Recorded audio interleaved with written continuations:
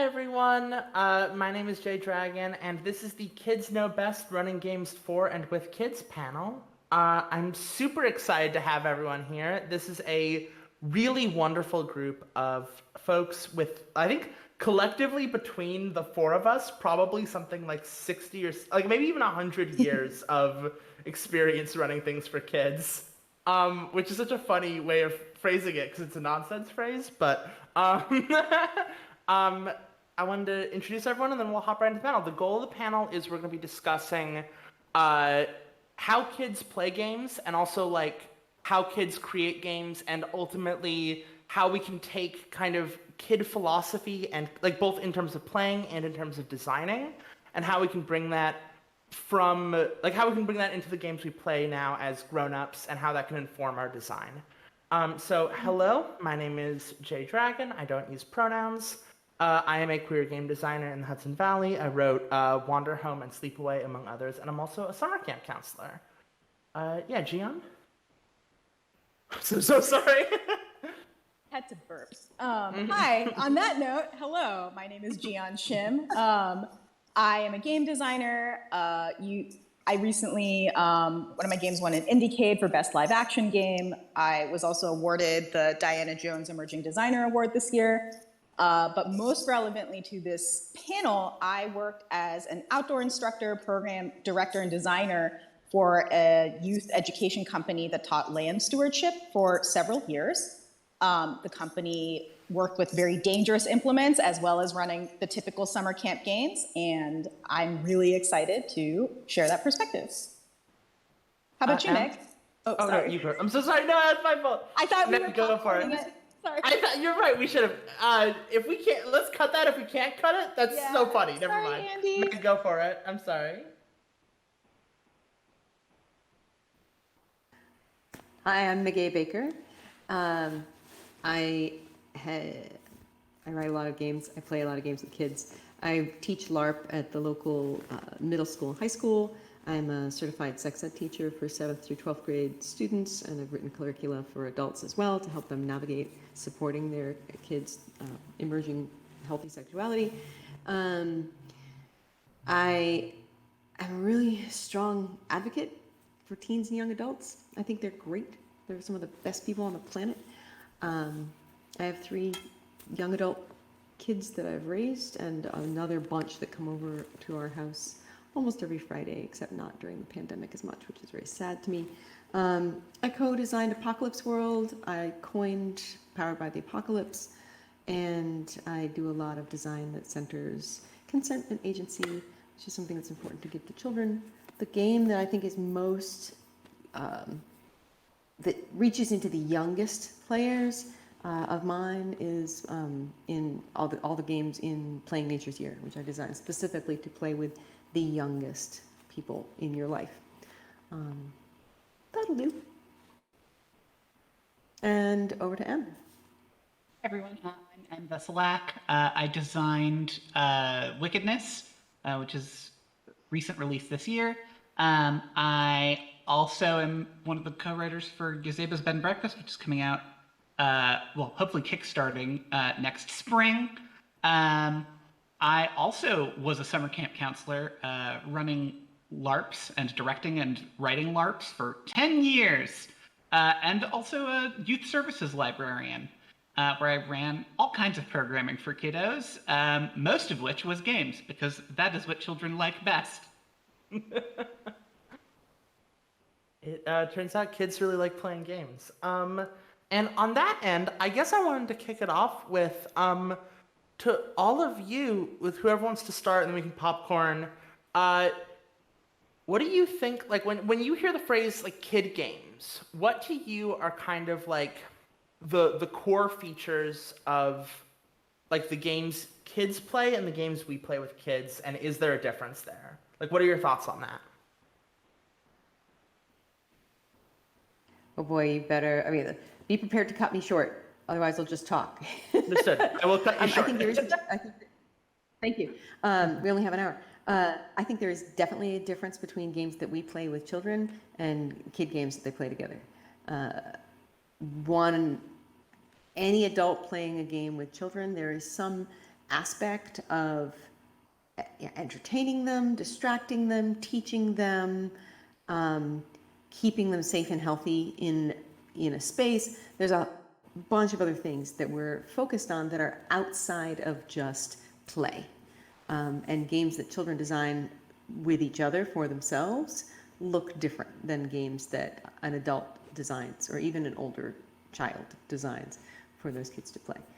When I think of kid games, when you say just kid games, what instantly comes to my mind is anything that can be played on a playground. So it could be a running game, it could be a rhythm hand game, it could be any sort of little word play game, it could be free-form role-playing. That's what comes to mind right away when I hear kid games. I'm going to pass the ball rather than keep talking. I'll take the ball. I feel like also, in addition to this, I oftentimes think a lot about like, I don't know. I was thinking recently about like how kids will oftentimes do freeform roleplay with very structured things. Like they do, like we call it freeform, but in a sense there is a system there. Like frequently house will, like there is a system to house, right? Like they're playing with this familial system. Yeah. And oftentimes like kid games have these really, I don't know, like interesting little structures to them. Like I don't know, like tic-tac-toe or the floor is lava, like games that I think are like it's easy to look at a game like tic-tac-toe and be like, what's the point as an adult or as a grown-up? But like as a kid, I think there's a lot more of a mechanism happening there. I don't know. I mean, we could talk tic-tac-toe is a whole thing about how you learn the structure of a game and pattern recognition and what you're learning over the course of when you first encounter tic-tac-toe, and it seems like an unsolvable puzzle. And you're like, how does this work? And then the process of a child going through playing tic-tac-toe enough until they're like, oh, this is how I win or lose. This is how I can always win or lose. This is how I know already if I have won or lost. And there's a point at which it becomes a solved game. And, you know, One of the things that that's I why. remember, oh, I'm sorry, Meg, there was a bit of a delay. No, that's fine. Yeah, go ahead. Yeah, this is bringing to mind one of the things that we had to train seasonal staff on when they, for a lot of them, it was their first job. For a lot of them, it was the first time working with kids. Often, a lot of our seasonal staff, they ranged in age from like 18 to their 50s. And so some of them weren't that far from childhood themselves, which meant that defining like what, not necessarily as a kid game, but defining what a kid will like in a game. Like we had to identify behaviors rather than categories. So for example, physical movement was a big thing. Like adults are able to, generally speaking, sit down at a table for hours at a time and only get up for like bio breaks or whatever. But pretty much every stage of development for a child, not only are they not going to be able to do that, it's kind of not fair to them. Like they developmentally cannot do that. And so setting up that expectation tends to set up a lot of frustration and like the kids feeling bad, like kind of from the jump. And so we had to train staff in like, your kids might focus in, but they have to be very fluid, these games you play with kids. Like they have to go in and out of movement. They have to go in and out of theme. And if anyone's gonna be adapting to that, it's you as the adult who might be more accustomed to just like stationarily doing one thing at a time. But even if we were working on a craft that would take a long time, there had to be like movement breaks that were designed into the day. Yes. So that's one big distinction, is the need for physical movement. Yeah, I'm so curious what you have to say, Em, because 10 years is a long time, and the librarian background too is very cool. Yes. So I think you're hitting on a really important point here, which is just that, like, attention spans are averages, but on average, kids do have a shorter attention span than adults, and they have, there's less subtlety in terms of like what counts as a different thing to move on to for them. A lot of the time. So like movement is one thing, but you can move from a craft activity to a sit and listen activity to a like talking together activity. And you don't necessarily have to have them all running around. In my experience, at least, like physical movement can be a very good tool for getting like a nice reset or if you want them to be like extra stationary for the thing that you're doing after physical movement. But like I think the most important thing when you're designing activities in general for kids, not necessarily individual games, is like keeping it to 20 to 30 minutes for very young children and 30 to 40 minutes for like middle grade children, between a big shift in what they're doing.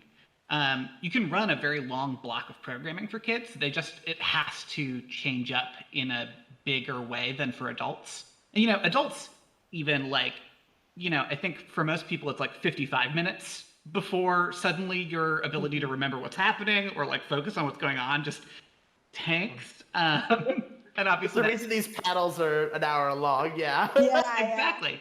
Yeah. Your ability to retain things just tanks. And it's like kids actually can sit for longer than 20 minutes and focus on something if they're managing their like own attention. But, Right. again, you stop getting as much out of it after that period of time and it becomes more and more difficult. And for every like increment beyond that, it gets harder. So I think actually like designing things for children is like a really good way to get into the habit of putting breaks in the rest of your stuff, because just because adults can sit and play a tabletop role-playing game for 6 straight hours doesn't mean they should do it without water breaks, like getting up to stretch. And kids can be a really excellent reminder of that. Yeah, and for sure. You're reminding me also, like, we emphasize so much, sorry, it's like all coming back to me, it's been a long time, but like the importance of transitions, making transitions really explicit, clear, fun, ideally, and also like snappy. Like you meet the need that needs to be met, whether it's water or bathroom or whatever, and then you move into the next thing. Otherwise the transition becomes the activity. And it's like, if you haven't planned for that, then that can be a bit of a thing. And that's a good skill to have. Both, I think, in like static game design, like if you're making a text or something like that, static is the wrong word, but like remote, you don't have to be there game design. But if you're facilitating a live event, understanding how transitions work is like such a great tool to have in your belt. Yeah, that's a big one. And I do think there are natural transition points in like even stationary tabletop games. Yeah. Like, I've run a lot of after school programs for kids where we're playing like Dungeons and Dragons on a very short timer. And, these kids will focus for 3 hours after school somehow, even though they're bone tired. But they need much more breakup in terms of like, for like older, like middle to high school kids, especially. You enter this zone where almost like combat or just a different style of play is enough to reset their like focus in a big way. So like breaking it up so that, when you hit that 40-minute mark, it just makes you more aware of the timing of what you're doing to try and make that happen. And, also like it just pays so much to be sensitive to what kind of energy level, because sometimes they'll be totally set on focusing on the, and this goes for small kids too, like they'll be totally set on like, we're going to play with this balloon for the next hour and a half and you have to throw away the rest of your programming because you're not going to be able to let go of the balloon. And it's like, that's okay. You kind of have to be able to adapt to them and what their attention needs are. Yeah. Meg, go for it. Sorry, I've noticed you've had a thought. That actually is a perfect segue, because it's the piece where children can focus, of any age, can focus wholly on a project or a topic of their choice.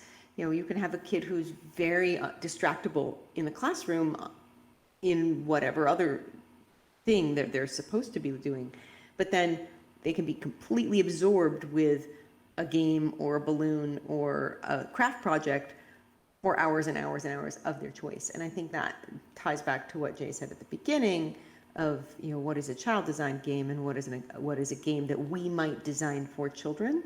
And that leads to another place, which is the difference between a game that we might design for children, and an activity which we might design for children. Because the activities, as Em just said, and Jeeyon's just referred to also, if you're looking at an activity or programming, that's very different than designing a game. When I'm designing a curriculum, I'm looking at a whole bunch more different moving pieces and factors of like, okay, when are they going to be moving? When do I need them to really focus in on learn the piece that I'm trying to convey? When is it craft expression piece? When is it an integration piece? When is it a shared reflection piece with another person?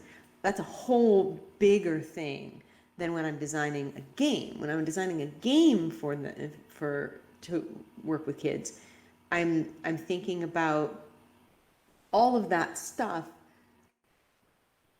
as it supports the game, and like, what is my purpose in this game here? And is it, I want them to be physical, so now, like, this is a physical piece, let's play keep away with, keep the balloon up, right? That's a great, very simple game, and kids will do that forever. Keep the balloon up. But if I'm designing a game about a game that teaches how much you don't know about your own physiology as part of a reproductive biology class, then the balloon serves a very different purpose, and I'm like, okay, are they going to blow it up or not? I'm going to leave that to them, and decide, whether this is what this means, what this balloon is.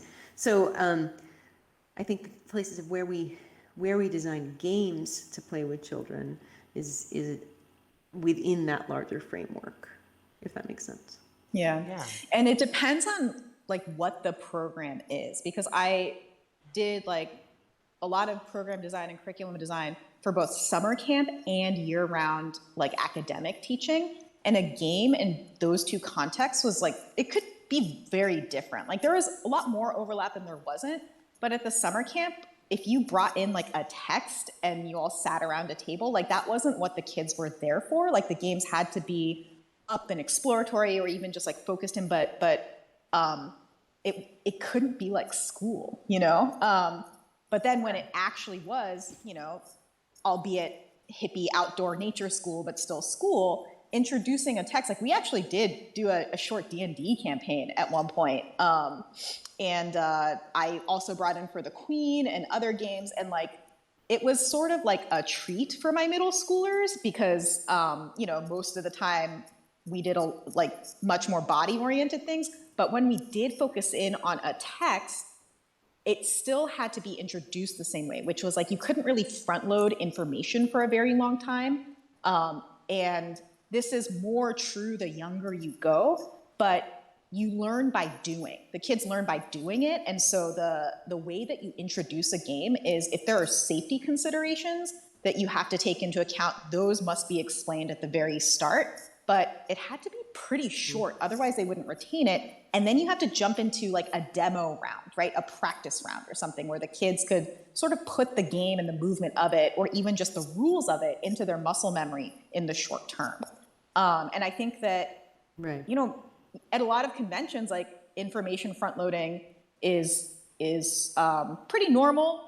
Nothing wrong with it per se, but I think adults also share this in common. We retain more if we can learn by doing. And that's a really good segue to my next question, which is that I'm super curious. We've all worked with kids so much. What have we learned from working with kids that we then bring into our games that aren't explicitly just for kids? Like what have we learned from that practice that you feel that you've brought into your own practice as a creator in tabletop RPGs and in those sorts of spaces?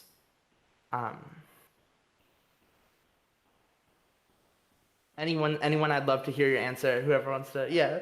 Jeeyon, if you look like you've got a. I mean, I was going to say I want to answer go or a big last. answer. Okay, sounds good. You can go answer, last. so yeah. I was gonna say, yeah. Em, do you want to go? I think working with children has given me a deep philosophical proponency towards breaking the rules to adapt to the table or, as the case may be, baseball field that you're playing. The brilliant thing about children is that if a game is not working for them, they will tell you. Oh, yeah. Adults will maybe suffer through an activity they are not enjoying, but children will be very clear about what they are not enjoying. This is not fun. Yeah. I'm bored. Yeah. And I Absolutely. think, I think a lot of game texts try to present themselves as these extremely like ironclad documents where it's like, this is the way the rules of the game are played. Like, you can theoretically fudge them, but it's fudging. And I think that goes very hard against my game design principles, where like, I don't know. And I think Jay is also very much this way, where when we're writing game texts, we're just like, well, I don't know. Like, I'll tell you how I think you should play this game, and if I'm wrong, don't follow my instructions. But trusting audiences to find the fun, and like, and this was, I think, a tough lesson for me because I was a very bossy child, and as an adult working with children, you unlearn a lot of that like instinct of like, I do know the best way to play this game, and I'm going to tell you, and you should follow my instructions, because otherwise you're not going to have as much fun. And it's like, that's just not a healthy behavior, I think. I think children are very good at teaching us through running things for them, like how to be more flexible and how to write games to be adapted to the situation, as opposed to, as these sort of ironclad documents. Mm-hmm. I think that I would second that like the word that came to mind, Jay, when you were saying, here's what the question, laying the question out of what we learned, like trust your players is a big one. And like that they will tell you, they'll show you. And like there's a piece of working with the kids that I work with, which is mostly teenagers, helping them balance that place of trusting, I trust them, and encouraging them to trust their own design. Like, trust this. You've got this. This is okay. You don't have to micromanage everybody's fun, in this thing that you've designed that you're now presenting to your peers. Just trust them. They're fine, Look around, see what's happening. Watch all these people at this LARP that you've helped, that I've been, we've been doing this for years, and now you're doing the student leadership part. Trust this. You've got this. It's okay. Because I think that one of the things that happens with adults also is that not only do we have this thing about the text, but we also have this thing, that we internalize over schooling, that sense of there is a right way and a wrong way. And so we don't trust ourselves as much, and we don't trust our own imagination and our own freedom. We have to work to get back to that place that Em just described about, that freedom to be like, well, what if this, like right now, we could play right now a game. The four of us in this room, like, okay, imagine that there's a dragon on the ceiling, right? And if we were children, I love that you looked up because like we could do that, right? And we could share in that world. We could dive, because we here have cultivated in ourselves that space. But there are a lot of our adult designer colleagues, peers, people for whom that is a real challenge, because we're so far as adults. It's so easy to get so far removed from the make stuff up with your friends piece that kids do. And like Jay was saying earlier about playing house, like this is also, it's trust, and also like this is their work, children's play, younger children. High school kids are, the work that they're doing in their play is interpersonal emotional communication skills. And the work in early childhood is the same, but also like, this is how I figure out how the world works. And like playing house is serious business. So they're like trying to figure stuff out, and the same as we all are. Like, how do I put myself in this imaginary situation so that I can help process my actual experiences and try to make choices that feel more holistic to me in my actual life going forward. you know, that's what we're There doing. was a wonderful TikTok I saw recently that was what if we talked to other adults the way we talk to kids, and it was someone being like, I crashed my car and I lost my keys and it's gonna cost so much insurance, and the other person's like, oh hush hush, quiet, it's okay, it's fine, be quiet, stop that. It was such a good TikTok, but I feel like it also ties into like, I don't know, a thing that I've learned a lot from working with kids, which is just like kind of building off the idea of like trusting the players, but like also in a sense like the players knowing better than I do almost. Like a thing that I frequently encounter like running games for kids is that like if I pitch these kids on a cool world, right? Like if I tell them about this cool fantasy place, first off I need to tell them about it really fast. Like you get like 5 bullet points max. You know, you got to be able to like hit those. But once you hit those, like if a kid hears all that and is like, oh, I want to be this thing that you didn't even think of, that wasn't even in your, like, that totally is not covered by your ideas. And a kid says that, it's like, yes, because, and like, I kind of have players, who players, like, of like, you know, like with Wanderhome, for example, people all the time will be like, is it okay if I play as a whale? And it's like, are you expecting me to say no? Like, I did not intend for anyone to play a whale when I wrote Wanderhome, but I'm certainly not going to say, like, that's the text is the text is me trying to give you those 5 bullet points. Like, exactly. There's this wonderful essay that Robert Fulghum wrote called "Where Do the Mermaids Stand?" And it's exactly about that. It's, you know, an experience as a youth leader working with kids, outlining a situation of like, there's this, you know, this, and this, and, you know, we're going to do this big thing. And this little kid comes up to him and says, where do the mermaids stand? And it's exactly that piece. It's a great essay. Everybody should go find it. I was going to say, sorry. No, it's so hard because of the delay to tell when someone's like ending a sentence. So if I interrupt you, it's just because like you're all done. Yeah. Okay. Nope. Totally fine. So are you, should I go or are you? Yeah, you're good. Okay, cool. Yeah, the thing I was gonna say too, like if you're addressing the question of like what have we learned from our, you know, extensive time working with kids, first of all, this is making me miss teaching like so much.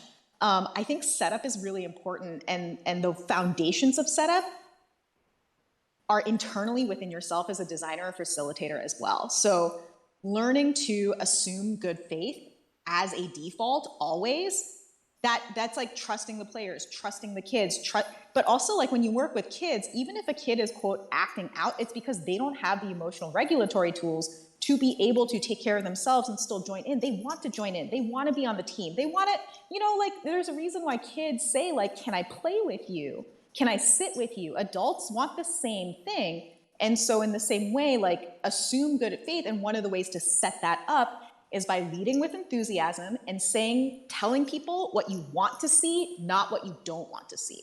So, you know, like if I was put with the quote unquote difficult groups a lot very early.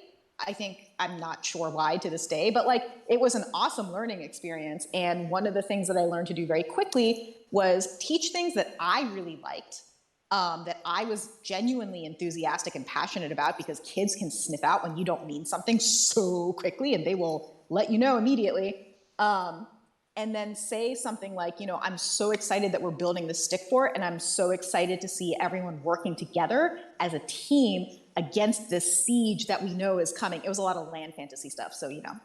And instead of saying something like, hey, I need you to not pull on each other's sticks, I don't want to hear like that's my stick, like instead of saying those things, you say what you want with a lot of genuine good intention in your heart. And this does translate to how I write my texts as well, because as a designer, I literally cannot be responsible for a player, because if they have a book and they're playing it on their, like I'm not in the room with them, like I can't facilitate their experience. The text is the most that can do that. And so in a similar way, all of my texts start with very more like safety principles. There are some specific tools like the door is always open and all that, but a lot of it is just like assume good faith, lead with enthusiasm, like listen to your body, listen to the group, and putting in there what I want to see, what I would hope to see from a group of players that's like actually physically in front of me. And I think that is something that current game safety tools tend to err on the side of saying what they don't want to see. And so I think that's something for designers to consider when they make games.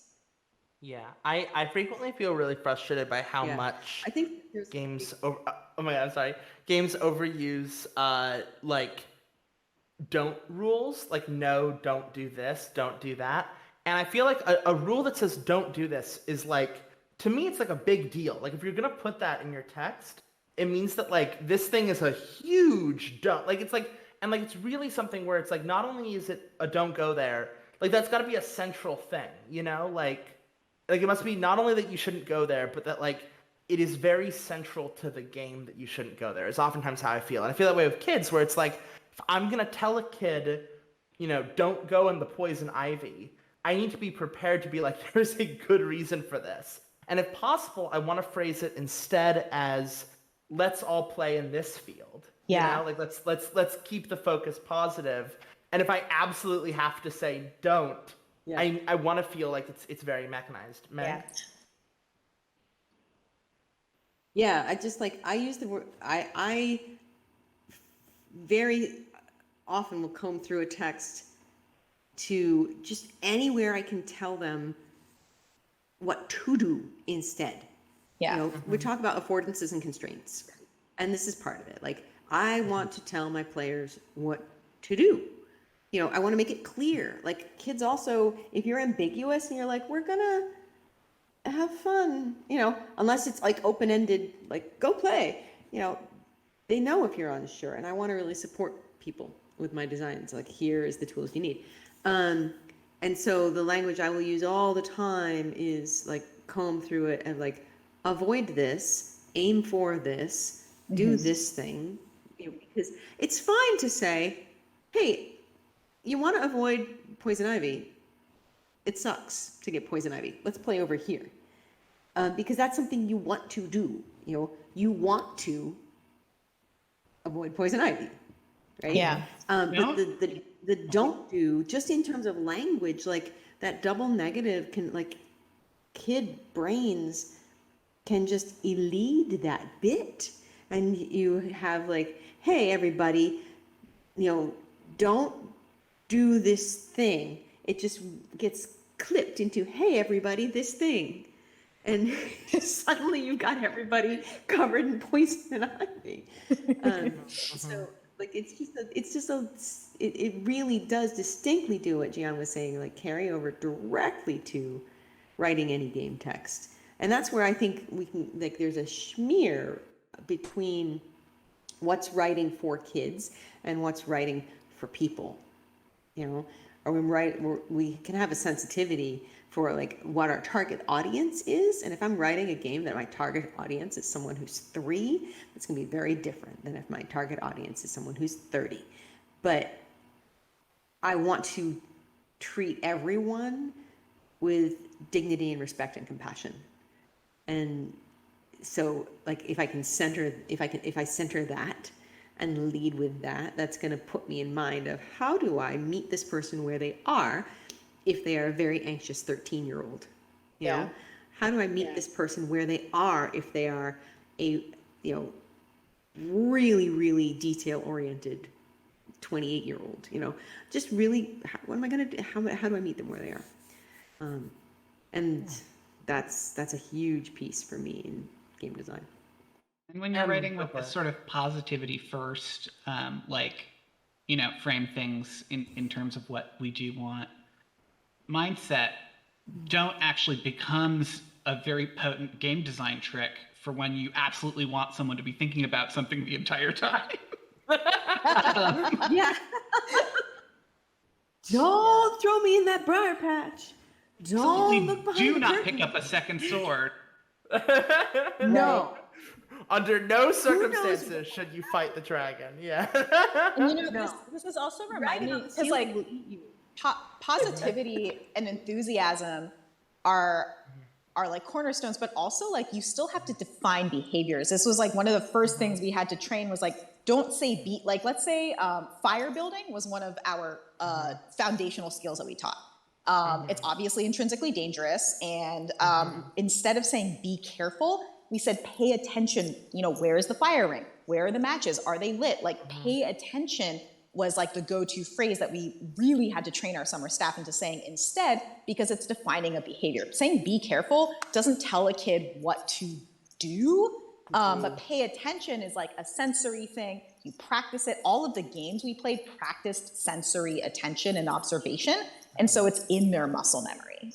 So that's something that you reminded me of as well, Meguey, talking about like what you incorporate in the text. Yeah. Absolutely. I just want to underline a thing there, which is also the difference is that be careful instills fear and self-doubt, whereas pay attention promotes agency and like, you know, paying attention and being aware of your life and your world. And that is such a huge difference, and what a gift to a kid to give them that, to be like, pay attention. You know, watch where your hand, you know, watch where you're solid, instead of like, oh, be careful. Oh, you might, oh, you know, all that stuff. Yeah.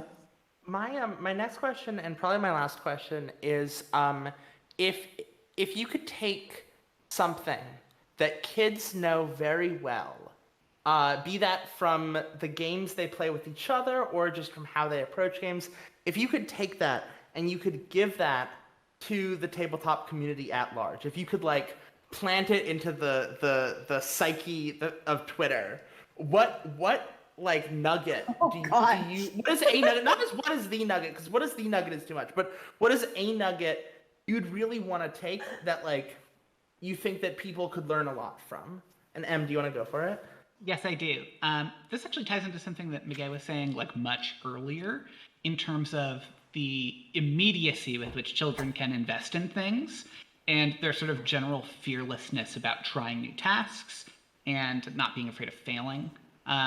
This is not just for tabletop games at large, but actually kind of the entire adult population, in my experience, is that like, okay, a quick anecdote.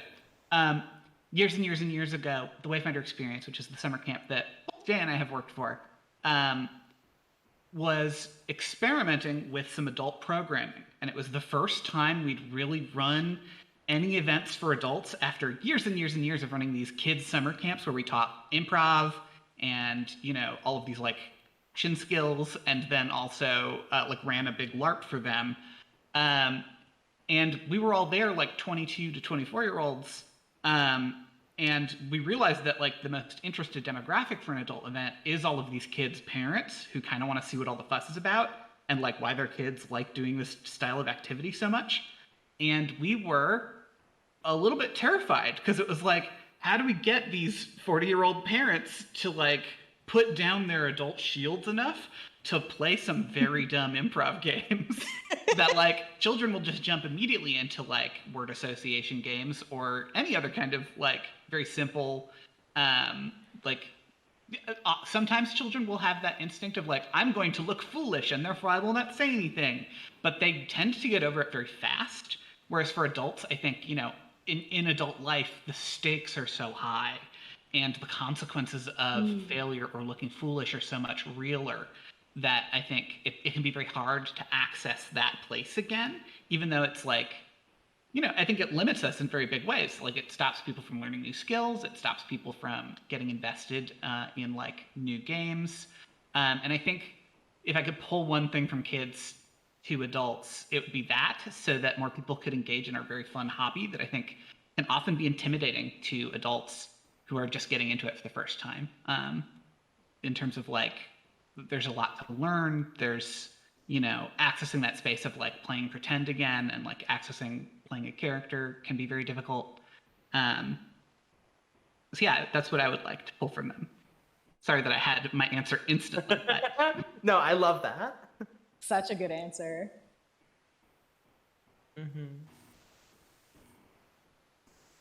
I'll take a stab at the answer if no one else has one, which is I personally, what was it? I really want to bring back like House or Aaron Hunter. Like I like Aaron Hunter's RPG, Warrior Cats or House. or like, I don't know, I want more tabletop games that use like non-mechanical systems as a bedrock for their design. Like the thing that I kind of mentioned at the beginning with a lot of these, and I think also is even true with stuff like The Floor is Lava or word association games, is that the rules are not the floor. Something else is the floor, and the rules are kind of like the thing you use to get the floor to you. You know, like The Floor is Lava is a game where like the actual core of it is that we're in a room with interesting geography, and then we apply The Floor is Lava on top of that in order to make the geography like engaging, as a new way of engaging with our landscape. And that's just such a like that is an approach. Like I feel like a lot of games, especially like games that are kind of in the story game world, tend to be very anchored on like their little mechanical cores.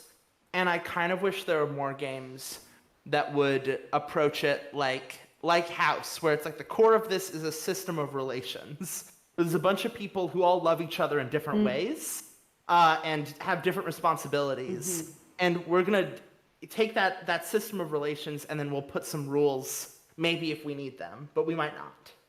Yeah. Yeah, I love that. Yeah. I think I think for me, Go for it, Meg. what I would pull from childhood, from playing games with young children and watching young children play and being part of that whole thing, is the openness to each other. You know, you can watch kids up till about like age 10-ish. It's harder once they go into adolescence, but pre-adolescent and young children will find ways to play across every demographic. You know, they can have totally different languages. They can live be in entirely different backgrounds, and if they're both at the playground, they will figure out a way to play together. Because, like Jeeyon said, that thing of like, you know, come play with me. Come, you know, can I play too? Is so much a part, you know, of kids. And if I could get one thing from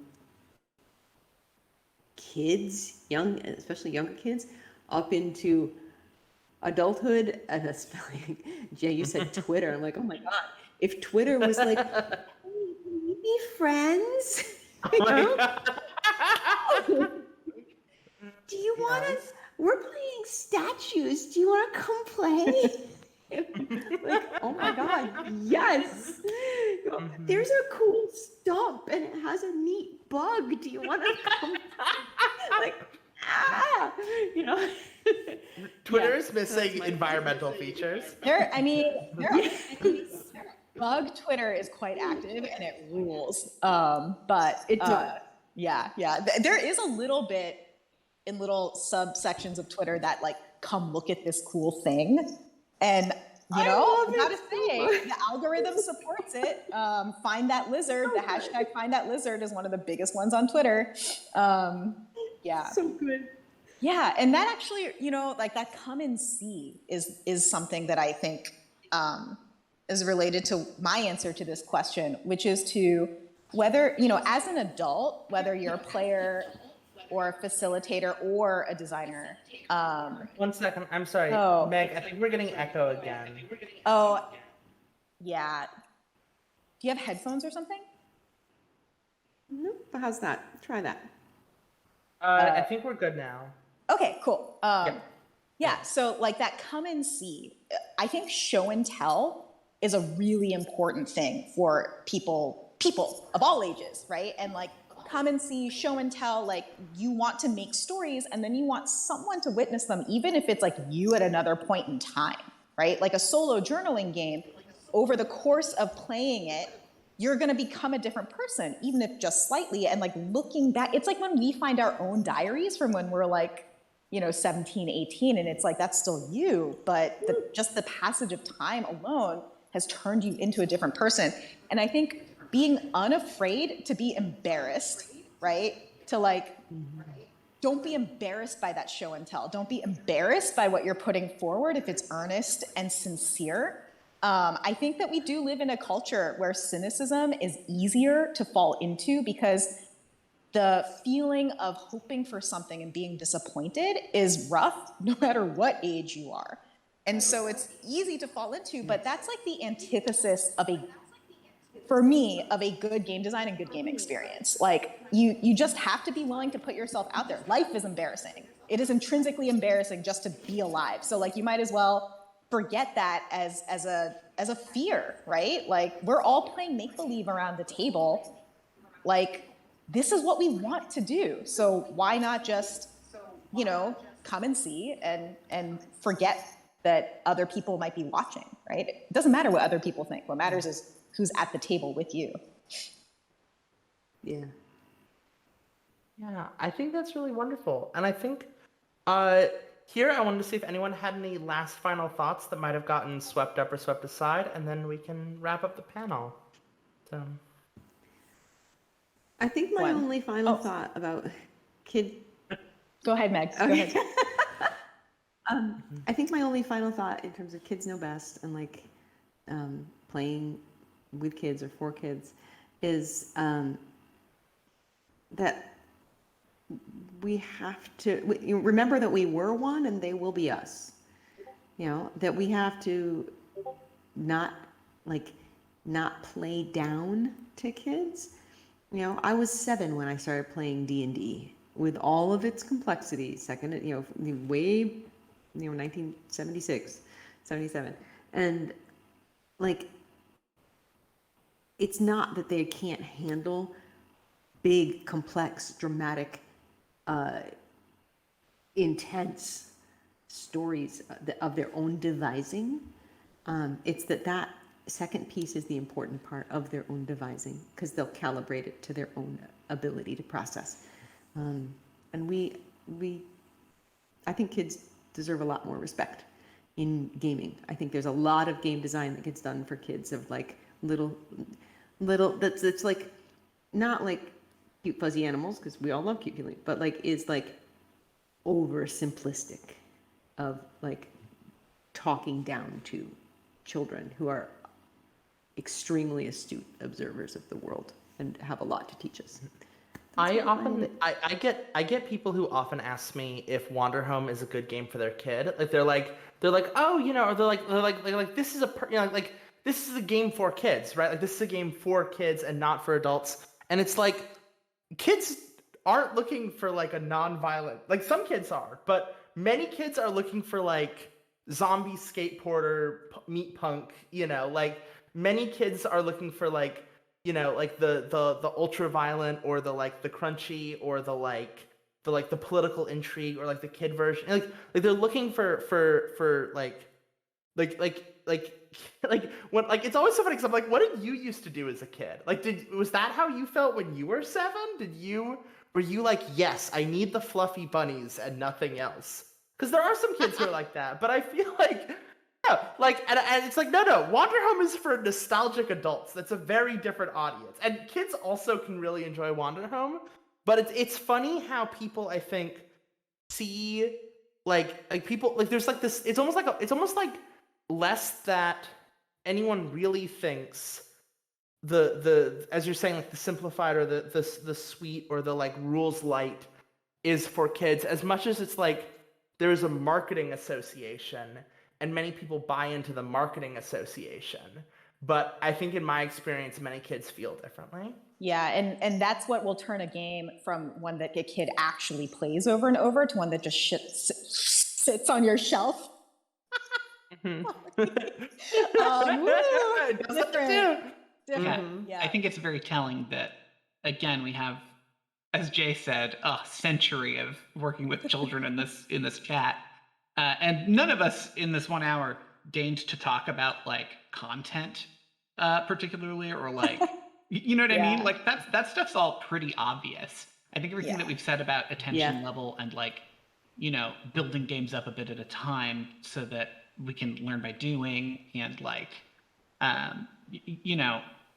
I think all of that stuff in terms of like how are you designing this in order to be entered by kids is much more important than like the actual like meat of it, because the meat can be anything. Kids are sponges. They need to learn all the things that there are, period, forever. So like fill it with, fill your activity dumpling with whatever delicious filling you want. But like, mostly it isn't going to be the fluffiest bunnies RPG. At least not in my experience I working mean, with it could small be, children. it could be, although this is a perfect time for me to point to Emily Care Boss's game, Fluffy Bunnies, in which There you go. you are a fluffy bunny. Yeah. And what you do is you hop and groom, and you're a fluffy Oh, bunny. I love fluffy bunny games. Yes. Don't get me wrong. So that actually, am curious. Oh, Yeah, go ahead. I just had my final thoughts. go for it, please. Yeah, so there's two like discrete thoughts. One is that like just related to what we were just talking about, there's a difference between sheltering a child and stewarding their experience, and you want to do the latter. You want to steward them through an experience. You want to empower their agency while still making sure that you are responsible in a way where you're looking out for their safety. But there's nothing that benefits a child from being sheltered from the world. Kids know that the world is hard. They know it's scary. They don't want you to pretend like it's something else, right? And kids need clarity. This is the reason why you don't use euphemisms. If, for example, there's like a death in the family, you never say that grandma's sleeping, right? Like you have to use the actual word because they won't understand you, and then they'll create all these other fears. You can't shield a child from fear, right? But you can create art, and games are art that helps a kid work through that fear. And that's like a huge difference, I think. And I think that leads to a lot of the talking down that we've observed.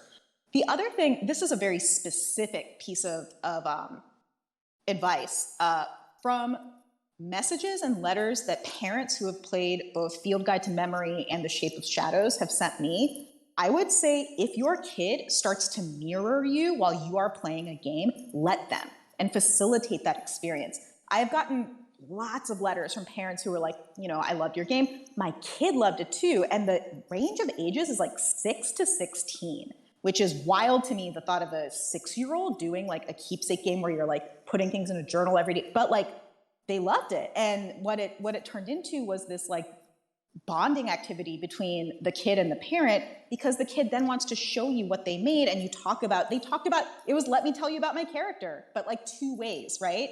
And also, if you, as a parent who is into gaming, into role-playing games, set aside time for your gaming experience with the idea that your kid might be mirroring you, and then you are going to facilitate that instead of either just kind of pushing something at them and hoping they'll figure it out on their own, or just like kind of cordoning off your hobby.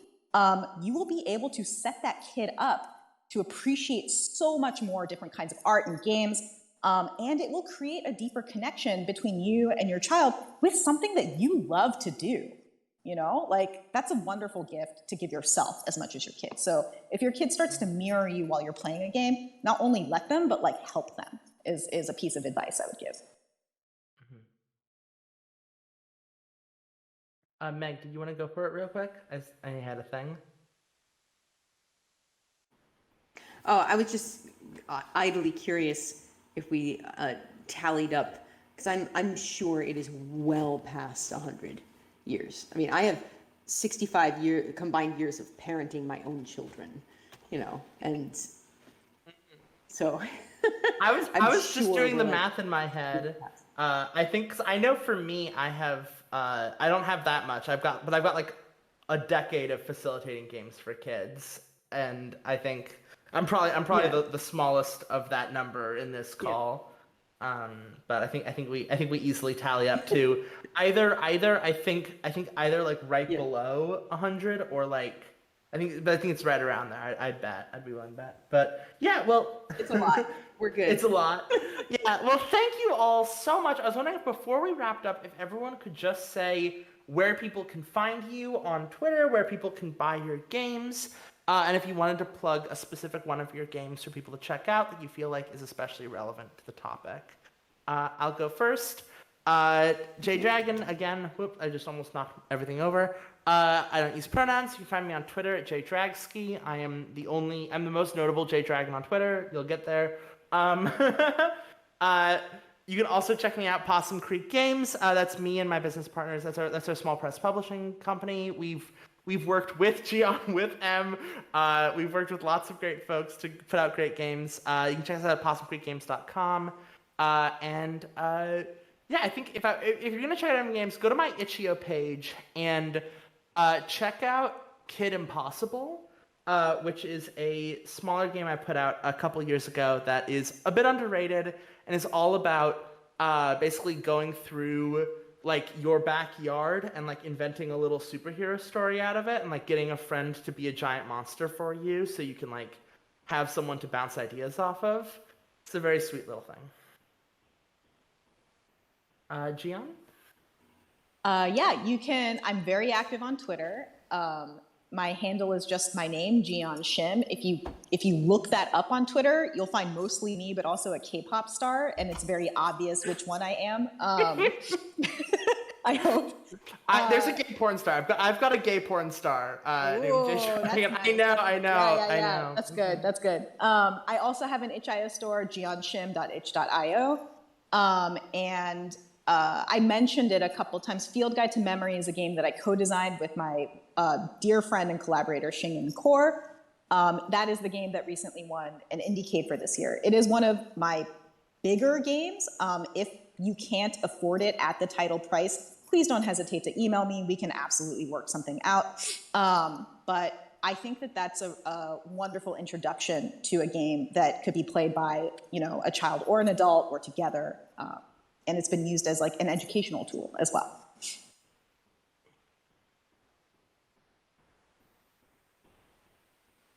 Should I pass it on to someone else? Yeah, pass it on. We're doing popcorn now. How about you, Em? Yeah. Yeah, you can find me at NightlingBug on Twitter. I'm very active on Twitter, and it's almost not at all game design stuff. So I guess if you want to roll the dice and you like the very inane content that I put up there, that's fine. I think realizing you're trans counts as game design. I think getting people to realize they're trans counts as game design content. Yeah, that's fair. On cracking eggs, yeah. Yeah, that's the main theme there. But I'm also on itch.io, also at Nightling-Bug. And I'm actually not going to direct you there because that doesn't link you to Yazeba's, the play kit of which is out now and which I think is more technically related to the subject matter of this panel, in that it is a game that Jay and I are co-writing, and one of the biggest design elements is that we had partially in mind our like campers as a potential audience. It's a game that's built very from the ground up to be very like easy to jump into and out of, easy to run with limited materials at the spur of the moment. And I think you'll find there's a lot of very interesting stuff going on in there. Takes like 45 minutes to play, yeah. I recently played it and it's wonderful, so yeah.